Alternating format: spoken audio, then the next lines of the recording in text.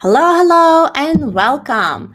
I'm so excited to be here with you today, and I'm very grateful to be here on this platform with you to have a conversation and to exchange your ideas and the lessons that we learn throughout life. Welcome, my friend. My name is Jana Masik. I am the host of this LinkedIn Live broadcast, Powering Unique You. And here we're having conversations to help you to grow, to develop, to get to the next level in your life and your career.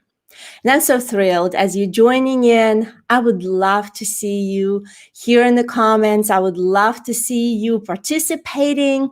I would love to tell us that you're team live. Give us your hearts, give us your love. This show is all about you. This is all about sharing insights with you and helping you achieve the results that you want to achieve. So I want to see your comments. I want to see where you're coming from. I'm so thrilled to be here with you. And today is a very special episode. Like all of my episodes are very special. So, though, this lady that is my guest today is truly unique. She's a professional development coach and she's a consultant. And what her passion is about is all about communication, how to improve communication and how to turn your conflict that you may have into opportunity or into a lesson or into possibility to grow. So I'm really passionate and resonate with this amazing lady that I'm about to bring in and have a conversation with. She also understands people in a way that enables her to guide them toward win-win solutions. And let's admit it. Who doesn't want to win-win solutions? We all want to win-win solutions in our lives. So she also improves dynamic between people to help them navigate everyday conflicts so they can transcend differences and move toward improved cooperation and better partnerships for success. Now, day-to-day conflicts are something I'm really not happy or not excited about. Who likes conflicts? Tell me in the comment. Say, I like conflict, or who doesn't like them? Tell me in the comment, I don't like conflicts. I personally don't really like conflicts, but I realize that through conflict, we can learn so much. And that's what our guest is going to share with us today. She also empowers women leaders to recognize basic differences in communication and strategically learn how to create solution-based communication language to resolve issues and to provide a safe space to understand communication problem. Well, without further ado, I am happy to bring on the CEO of Well Balanced Solutions, Suman Kapur. Hello, Suman. Hey, Shauna, how are you? Oh, I'm wonderful. I'm so excited to see you here today, this morning on the live stream. Oh, yeah, thank you so much for having me. I am so excited. This is going to be an awesome conversation. You're an awesome host, and thank you for that wonderful introduction that made me feel very happy and confident. So thank you so much.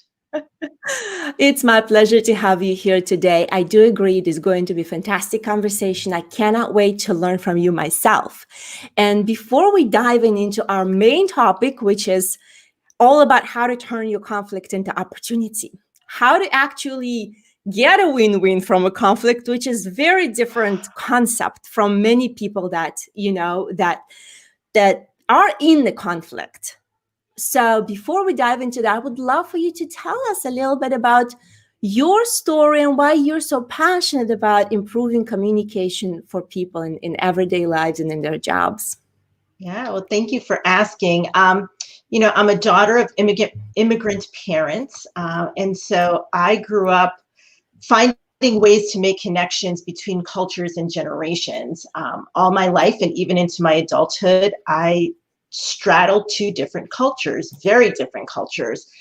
So reconciling my Indian identity at home with the American kid experience that I had at school, I realized that for some, being aware of differences can be really alienating.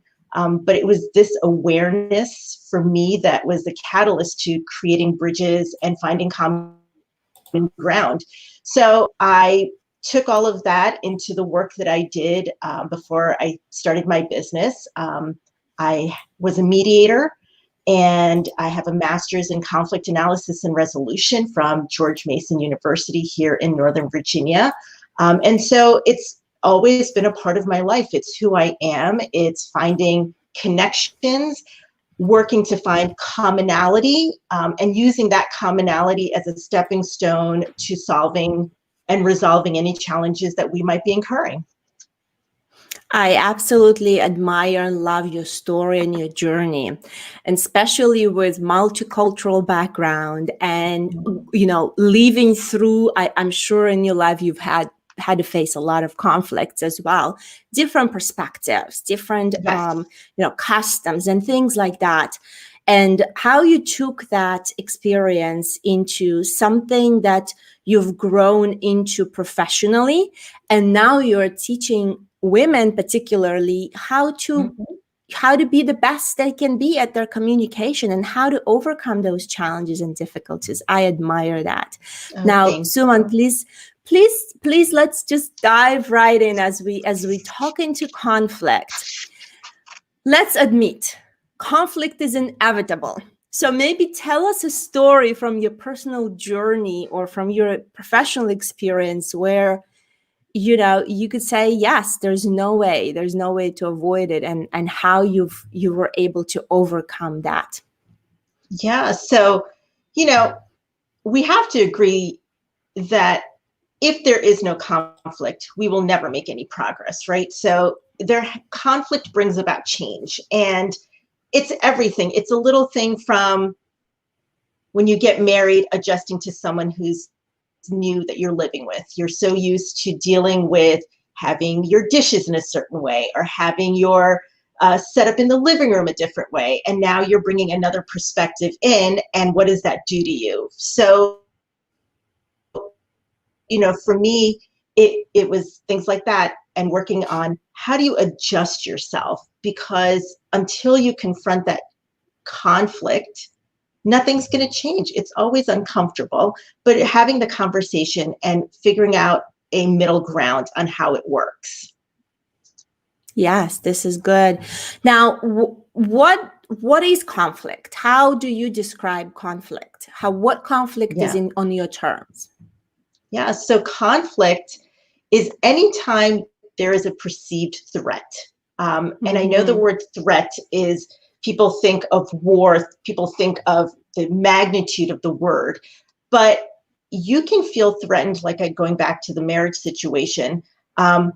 You're now married, your spouse moves in with you, and the threat over your identity, right? So what happens to you when you get married? You are now Mrs. So-and-so or Mr. So-and-so. It's not just you anymore. And how do you manage through that? In the workplace, if you have a new boss or a new teammate who comes in, what does that mean for what happens to your position? How does that impact the work that you have? And now who do you need to show that you are doing a good job at something? Parenting, right? Parenting, there's conflict with your children all the time, nonstop conflict with children. You want to be able to give them space to grow and to be comfortable and create their own identity. But as a parent, you also need to keep them safe, and you need to teach them. So these butting heads are constantly there. And so anytime you feel that there is a threat, something that moves you out of your comfort zone, a sense of fear, that is typically what is viewed as a conflict.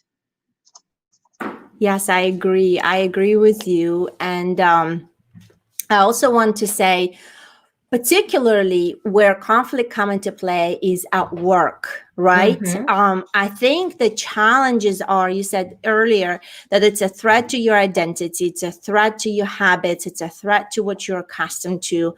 At work, though, I think it's a threat to your being competent in your job. Sometimes it's a threat at maybe having a job and then a fear of losing it, right? Mm-hmm. If there's a conflict between you and your manager, if there's a conflict between your colleagues, you may be threatened of being misunderstood and things. There are just so many layers to it.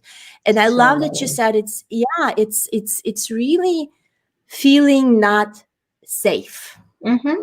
That's the Absolutely. root of it. Yes. And what I love about that, when you are not safe and when you have a threat, you are thrown automatically into the survival mode. Right.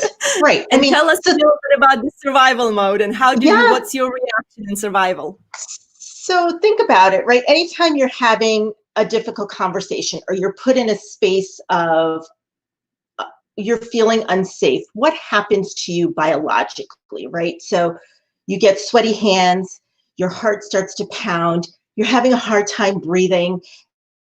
That's your body's protection mode, right? It's fight or flight. So sometimes people will fight. They're the aggressors. And in the middle of a conflict, they're the ones who will get in your face. They're the ones who have powerful conversations that are not very productive because they're in this midst of trying to protect themselves. Or you have people who say, you know what, I'm done, I'm walking away. So how many times have you walked away from a conversation and once you slow down, your mind says, oh, I should have said this. Oh, gosh, I wish I had said that. That's because your body is now calm and your mind is able to think about what you should have said in that calm manner, right? So what ends up happening is it's that flight or flight, your fight or Yes. flight. Your body is Yeah. protecting itself. And so anytime you're in that situation, you need to just take that deep breath and figure out, Mm-hmm. is this conversation worth the stress I'm about to put on my body, right? Because how Mm-hmm. unhealthy is that stress?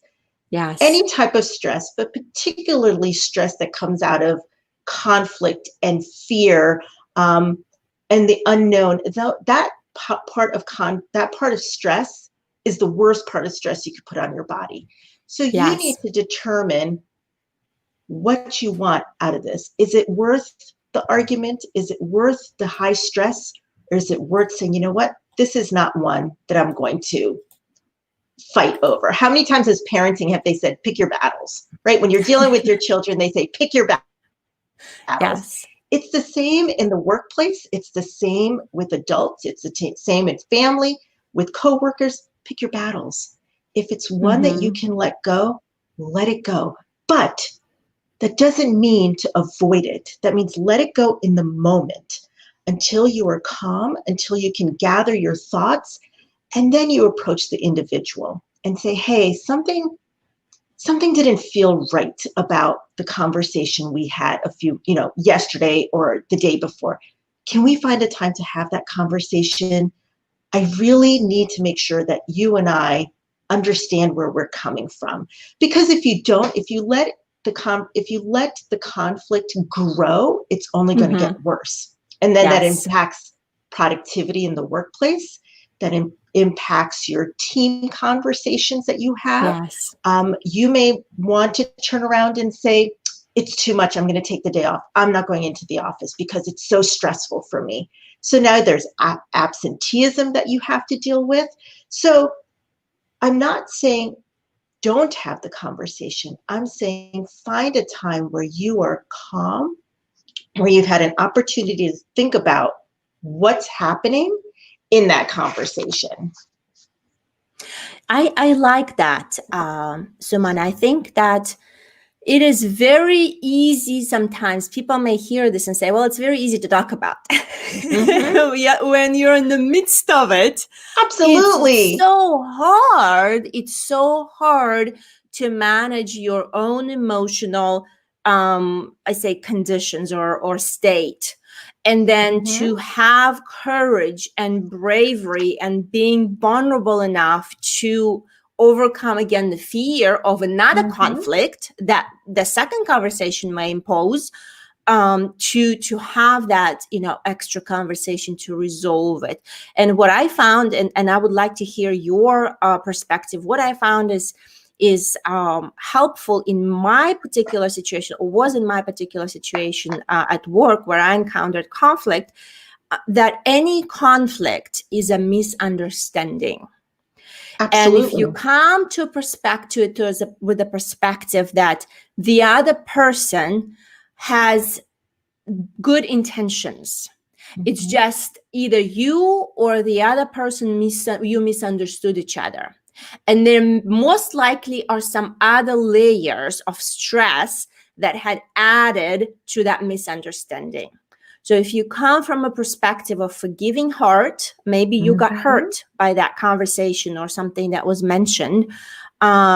Being a forgiving person, practicing forgiveness, and assuming the good intent in other people can help you navigate through these challenges of how to have the second conversation. I think that many people are so afraid of it that, as you said, they don't handle it, and then it becomes a mountain. It becomes Correct. a mountain that can break the relationships, a mountain that can break teams, can break good performance and make them lower performers. And Mhm. I would love to hear some tips on how can you handle it correctly? How can you, how can you accept it as an opportunity? Yeah. So the biggest thing, of course, is shifting your mindset, right? So you can only control you. You can't control what the other person is going through. So if you're in the midst of this conflict and you're in it to say, I'm going to win the argument, that's not the right mindset, because then you are trying to impose your value onto someone else. So it really is that first mind shift of understanding you can only control you. Whatever you say, the other person needs to have the same shift in a mindset, or it's not going to happen. And that's okay. If that person is in a journey and not ready to accept what you have to say, you can't take it personally. So I know a lot of times people in the midst of a conflict saying, I'm here to win. I have to win this Mm-hmm. conflict. And Mm-hmm. all you're going to do is bang your head on a brick wall because you are trying to change the other person, and that can't happen. Oh, So as you yes. have the conversation, if you're realizing that this person isn't ready to hear what you have to say, it's okay to turn around and say, once again, I'm not quite sure this is the right time. I really want us to have this conversation when we're both open to hear what the other person has to say. Right? That now you are still in control of that conversation, and it doesn't make you weak to walk away. It actually empowers you because you have controlled the situation to say, we're just going around in circles and it continues to be difficult. So let's step away. Let's go back and each individually do some inner reflection and see where we want this relationship to go. Now, of course, if you're on a team, you need to really work hard to resolve the conflict. Yes. And it could be as simple, the conflict could be a misunderstanding over who is responsible for a certain Yeah. task, or it could be even more severe as, I feel unheard. I feel dismissed Mm-hmm. by what you were saying, right? Yeah. So it's a matter of clearing it all out because, again, that dismissive feeling is only going to hinder the relationship and the work product. And it goes the Oh, same at yeah. home when you're talking to your spouse. If you feel dismissed by your partner, someone who's supposed to love you and support you no matter what, but you feel dismissed, that's just going to build up within you. So I go back to still saying, you need to remember you can only control you. And Yes. that means if you are not feeling heard again, that you respectfully say, I'm still not feeling it. I don't feel like you are present. Maybe things change and this time isn't the right time for us to have this conversation. I really want to find a time where we can sit together and be present in the moment. So along with that comes active listening. We've all learned about active listening, right? The I statements. But to remember when you were a child, did you ever play telephone where you whispered in a friend's ear and it kind of went Yes. around and went around and went around, and then the Yep. last person said it and it was nothing like what it Nothing started with? like it. Yep. So why was that? Because there were so many distractions around you, right?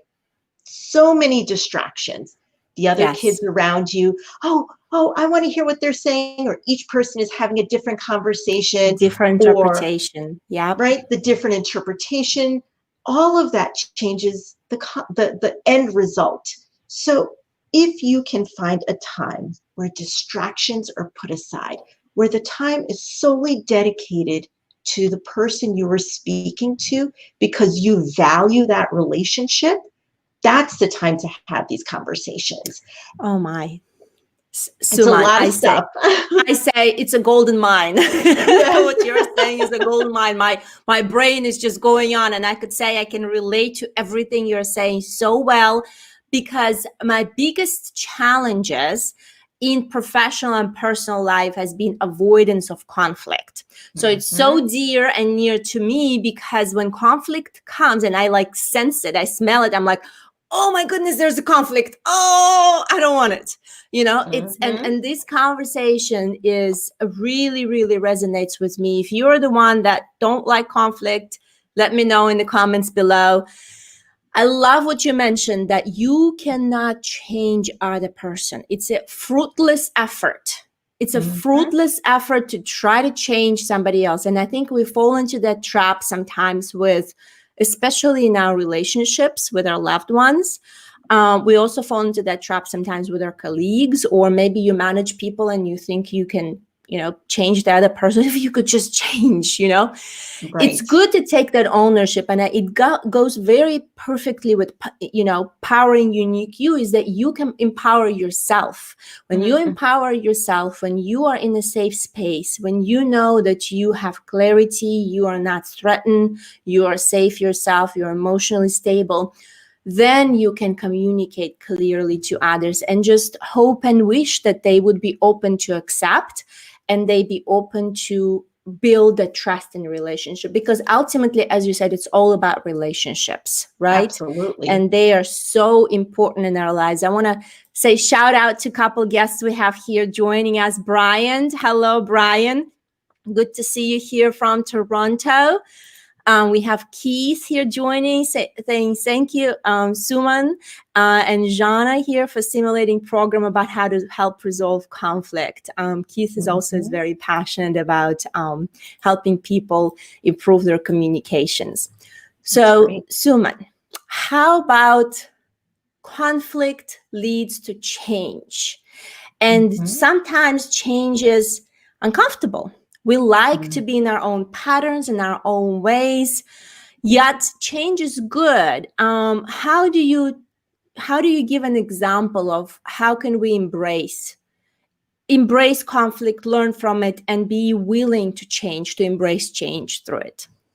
Yeah, so absolutely. I mean, if you go back to the beginning of time, if we didn't embrace change, we would have thought we would still be thinking that the earth was flat, right? So, I mean, that talk about, and that conversation still happens, that there are some people who still believe the earth is flat, but the conversations happen.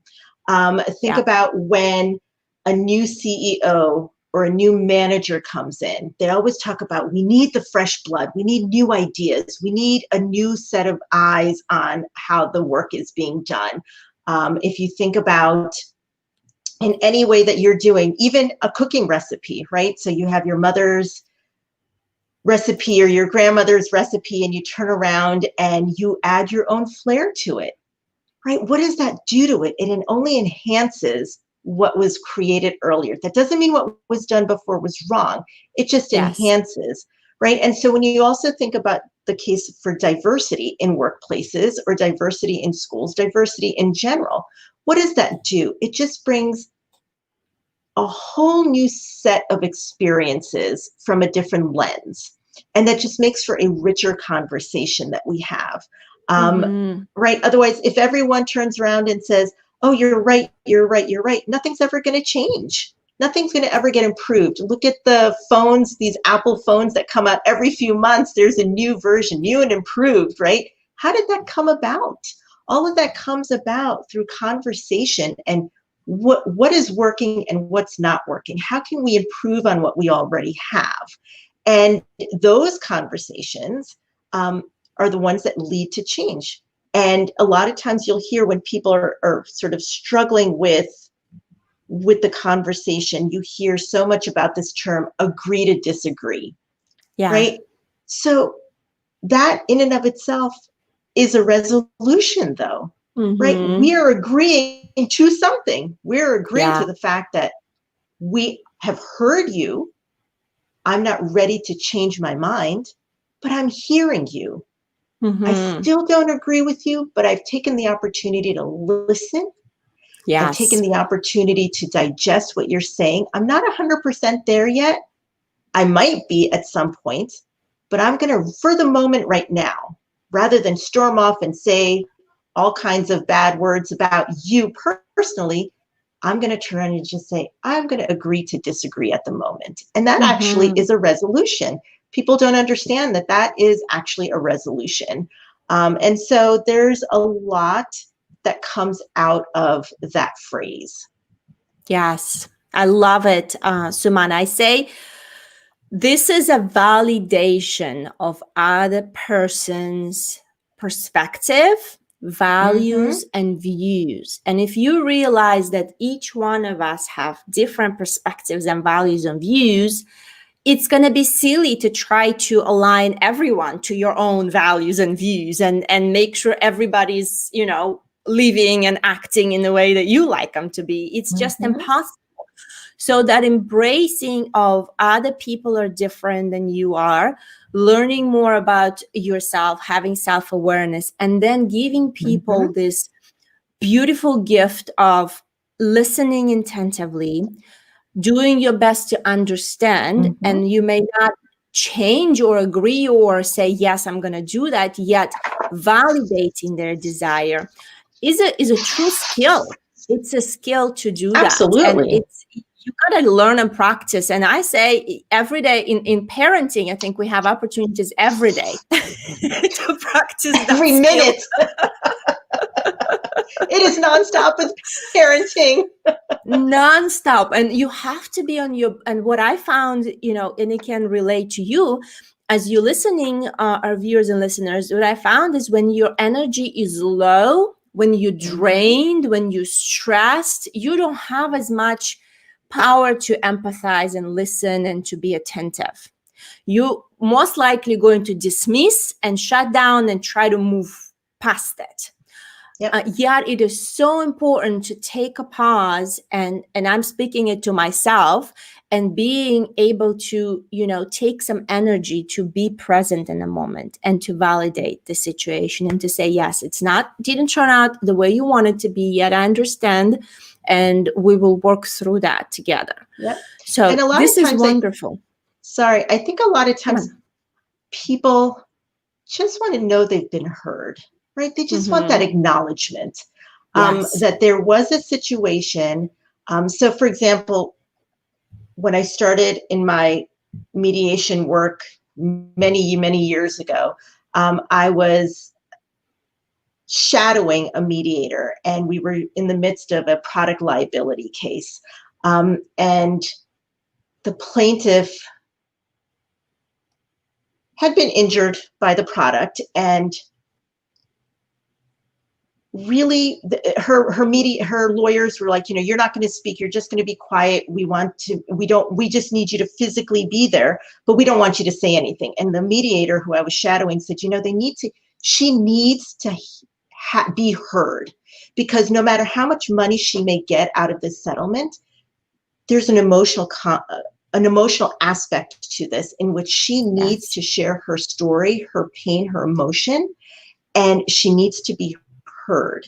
And so she Yes. did. And I'll tell you, there was not a dry eye in the room. Here we were with men, who, 50s and 60-year-old men, not a dry eye. And at the end, the attorney for the company came to her and said, I heard you. I can't, I feel for what you went through. And the woman said, that's all I ever wanted. I just Oh, needed to be acknowledged. And the power that she held in that moment, I will never forget the imagery. It was powerful, it was emotional, but you could also feel a sense of calm over her. That was all she wanted. of course, the money is a different story, or the settlement is a different story. But that's really what she was looking for, was an acknowledgement that Yes. there is a problem, an acknowledgement that she experienced something very difficult and horrific. And in her mind, that was the most important thing she wanted to walk away with. So you're right. It Yes. is very much, you'll hear a lot of times people say, pull the emotion out. And I get pull the emotion out, which is what I started with, if you walk in angry and you walk in upset, you're not going to get anything because the other person is defensive. Oh my gosh, you're coming to me. I have to protect myself and I'm going to shut down and not hear anything that you say. Yeah. But if you can calmly and collectively relay your distress, it will go much further in the I would love to hear. conversation.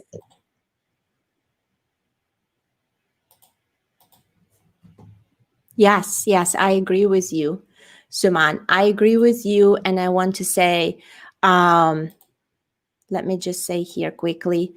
I want to say this is wonderful. This is wonderful example. You can hear me, right? All right, Yes. good, good. This is wonderful example that you've given us. Thank you so much for sharing this story. It really gave me like shivers, like I was in there in the moment. And this is the power of sharing your story. This is a power also of being vulnerable. This is a power of knowing that you need to express how you feel, and the power of others being open to hear that, right? They may not agree, or maybe, see themselves being in that kind of situation, but they can relate. And that understanding and that acceptance is really, really powerful. And Brian is saying, I agree, conflict is often a gift in disguise for positive growth. And that's what our conversation is about today, that it is a possibility to turn conflict into positive experience. And Suman, I say, when you dig through the layers around conflict, what do you think are the main causes? What do you think are the biggest, why we touched a little bit on that, but why do you think conflict arise? Yeah, so as we mentioned earlier, so much of conflict is around a threat. It's around losing something. It's around moving you out of your comfort zone. Whether you've had a manager who you've worked with for many years who then moves on, and you have a new manager, all of a sudden you're like, okay, now I have to prove myself again. And what if this person what if I don't get along with this person? What does that mean? So you have that in the workplace. You have even teammates. So if you're working with a team and you do a lot of work and the other person is not working, or as they say, pulling their weight, and yet when you go and present, the person is getting equal amount of accolades because you're on the team, and you're frustrated and you're annoyed and you're like, how can that be? I did all the work. So how is this individual getting that same amount of praise that I should be getting most of it? But you also don't want to come off as, I want all the glory, right? So that's where those conversations come from. So it really does stem from a level of threat and discomfort. Even when you're talking with your spouse about children, right? Or think back to when you were planning your wedding, right? You had a vision of how you wanted your wedding to be. Most guys don't necessarily feel that way, but there are guys who say, I had a vision too. And so now your visions clash, right? And you're like, okay, well, now I have to compromise over a vision I had all my life. But if that's how you're starting off your new life with someone, you have to figure out, how are you going to compromise? You have to figure out that give and take. And it's a matter of, so when you're in the midst of negotiating, I talk a lot with my clients about, how do you negotiate? What are you willing to give up? What are you willing to give in on? But what are some of the things that are super important to you, which you refuse to shift in your ground, right? So even now, negotiations come into play when you're dealing with conflict. But conflict really does stem from a threat. What are you going to lose? I mean, and if you look at global conflicts, right? So it's the basic human needs: food, water, shelter, right? So if those Yeah. are threatened, that's where the big conflicts that happen, right? Look at our own country. What's happening? Yes. There is change happening, Mm-hmm. and people are feeling threatened. People are Yes. fearing my way of life, my values that I hold dear, my parents held dear, my grandparents held dear, and that's what we were brought up with, are now being Mm-hmm. threatened, Yeah. right? And then you've got the other side who says, well, times are changing. We Yes. all have to be involved in conversations. So now you have these two different value systems coming into play. And look at the state of the United States happening right now, right? And Yes. what's Yes. happening is no one wants to sit down and talk rationally about the Yeah. conversations. There is place for just about everything, right? There's place for just about everything. But everyone is so entrenched in where they are in their positions that they don't want to they don't want to listen to what Yes. could possibly be an amazing change. Yes, and this is wonderful that you've showed us and showcased us different aspects of, how the conflict is produced. And let's look quickly in the workforce.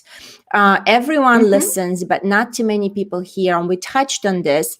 And how can leaders, maybe you give us an advice on how can leaders actually make sure they're hearing what their teams are saying? Because now, let's also admit, leaders are very stressed right now. Everybody that is leading Yes. the team, leading the company, most of us are in this state of uncertainty, unknown. How can you, what skills do you need to have and grow and improve so you can actually hear, and actually support your team? Yes. A great, great question. Thanks, John. It's a fabulous question. And it's a very overwhelming question as well, right? Like you mentioned, managers, leaders, CEOs, everyone is overwhelmed. No one is quite sure what the economy is going to look like, if their businesses is going to survive. Everyone is looking at this new concept of pivoting. What does that mean? So there's a lot on their plates. I actually had a client say to me recently that her manager said to her, I just wish everyone would put on their big girl panties and stop complaining.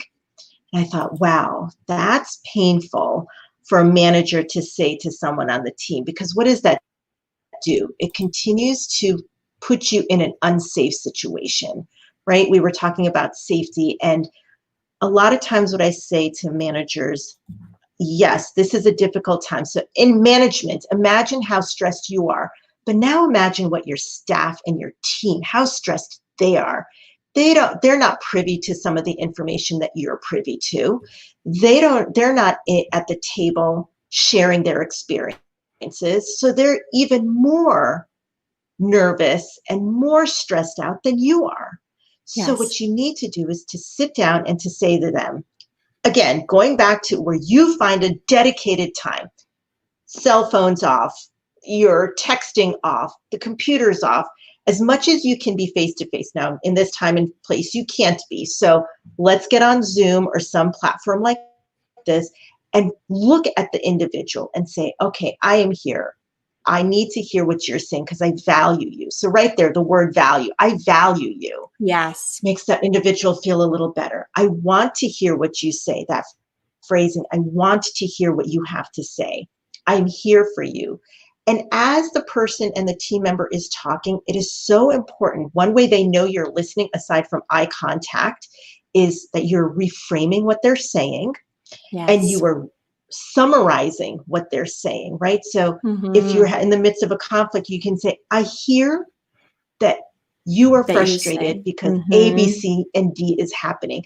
I Yes. know you're listening to me because you were able to say back what I just said to you.